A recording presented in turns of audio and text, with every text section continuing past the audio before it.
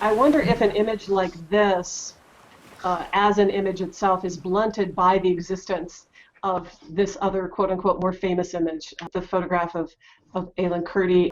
Are there visual equivalences to the image that we might think about, that might cue us to those similarities in some way? I mean, thinking about the water's edge and the beach and the color red and the other kinds of placing, you might say, of the scene, and that I think that Glenn mentioned about the orange life jacket. Are there these kinds of visual cues that now signal to us, oh, this is that kind of photograph?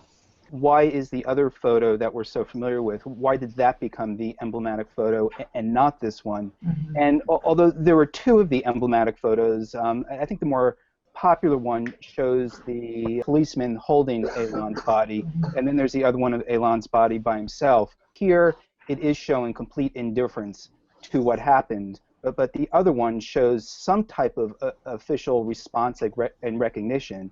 And I think to the media and the public, that's a much more comforting presentation of what's happening, because not only does this show the indifference on the beach, what we're seeing here, it also shows our indifference, and people don't want to acknowledge that.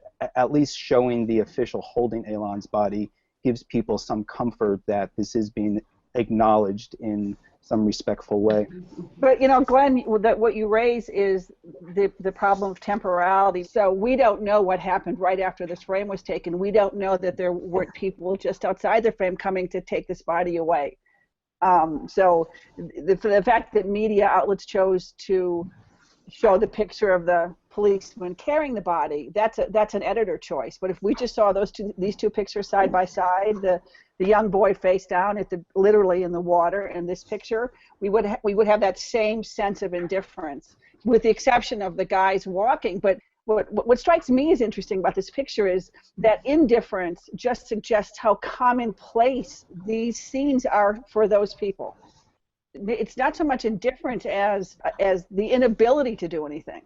It begs a comparison to Bruegel's very famous 1558 picture, A Landscape with the Fall of Icarus, and W.H. Auden's famous response to Bruegel's picture. And Auden back then writes how everything turns away quite leisurely from the disaster. But the forsaken cry of that child. But as he writes, the plowman had something more important to do. And here we have the two modern plowmen walking there on the beach calmly, the serenity of the photo. I wonder whether the photographer had this kind of intertextual connection, but it's a striking depiction about how suffering always happens elsewhere.